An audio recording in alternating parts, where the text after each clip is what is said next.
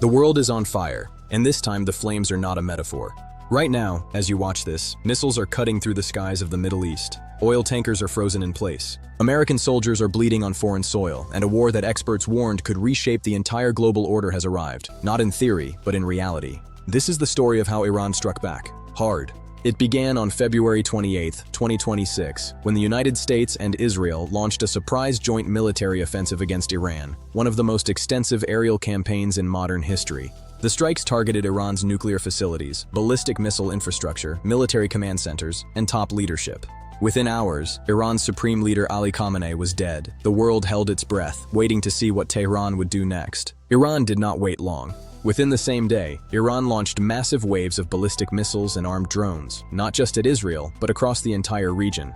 9 countries were hit simultaneously: Bahrain, Iraq, Jordan, Kuwait, Oman, Qatar, Saudi Arabia, the United Arab Emirates, and Israel all came under fire.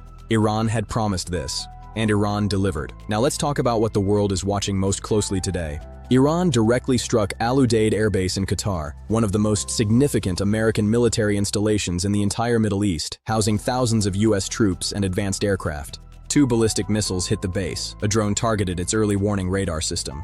Qatar confirmed 16 people were injured. Schools were shut down. Public Ramadan gatherings were suspended. The base that America considers its crown jewel in the Gulf was shaking. Then came the energy sector strikes that rattled global markets to their core. Iran targeted Saudi Aramco's Ras Tanura oil refining facility, one of the single most important oil processing sites on the planet. It processes millions of barrels per day. When smoke rose from that facility, oil traders around the world went into a panic. Brent crude, the international oil benchmark, surged past $107 per barrel, up more than 45% since the war began. The International Energy Agency's chief described the energy situation as more severe than both oil crises of the 1970s combined. Iran's Islamic Revolutionary Guard Corps warned the world plainly, expect oil at $200 per barrel. And then came the Strait of Hormuz, the narrow waterway off Iran's southern coast through which 1/5 of all global oil passes every single day. Iran shut it down. 150 cargo ships and oil tankers came to a complete standstill in those waters. The world's most critical energy artery was effectively blocked. President Trump gave Iran a 48-hour ultimatum to reopen the strait or face the destruction of Iran's power plants.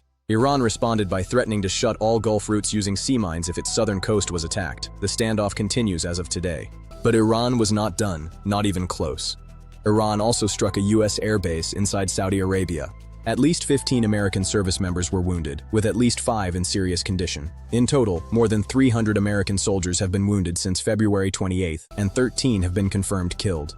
Iran fired 2 intermediate-range ballistic missiles at Diego Garcia, the joint U.S. and British base deep in the Indian Ocean, revealing a strike capability that even U.S. military analysts called alarming. Neither missile hit the base, but the message was unmistakable: Iran can reach you anywhere. Meanwhile, intelligence reports confirmed that Russia is providing Iran with satellite data on the location and movement of U.S. military assets, using its Liana spy satellite system. This is no longer a 2-player conflict. The shadows of Moscow are now present in this war. The human cost is staggering. More than 1,900 people have been killed in Iran from U.S. and Israeli strikes. Over 1,100 have died in Lebanon. 80 members of Iraqi security forces are dead. And Iran's attacks across the Gulf have killed and wounded dozens more civilians who had no role in any of this. Workers, families, people simply trying to survive a war that was never theirs. Israel continues to pound Gaza, has shut all crossings, and has displaced nearly 1 million people from Lebanon with forced evacuation orders. The breadth of destruction across the region is unlike anything seen in decades. So where does this end? U.S. Secretary of State Marco Rubio says the war's objectives can be achieved in the next couple of weeks, without ground troops. Pakistan is mediating between Iran and Washington, and a 15-point ceasefire proposal has been delivered to Tehran. Iran rejected it and submitted its own 5-point counterproposal, demanding reparations and recognition of its sovereignty over the Strait of Hormuz. President Trump says talks are going very well. Iran says there are no negotiations at all. Somebody is lying. And the missiles keep flying while the world waits for the truth. Here is what you need to understand about why this matters to you, wherever you are watching from. Every point that Brent crude climbs, your fuel costs more. Every day the Strait of Hormuz stays closed, global shipping costs rise, supply chains break, and goods get more expensive. Wall Street just recorded its 5th straight losing week, its longest such streak in nearly 4 years. Asian markets are falling. Aluminum production is being cut. Chinese-funded infrastructure projects in the Gulf are being bombed. This war has no walls. Its consequences are leaking into every corner of the global economy. This is the moment where history books will record a turning point. The question is simply which direction the turn goes. Toward a ceasefire forged under impossible pressure, or toward a wider conflict that pulls in more nations, more weapons, and more innocent lives. What is certain is this: the world cannot afford to look away.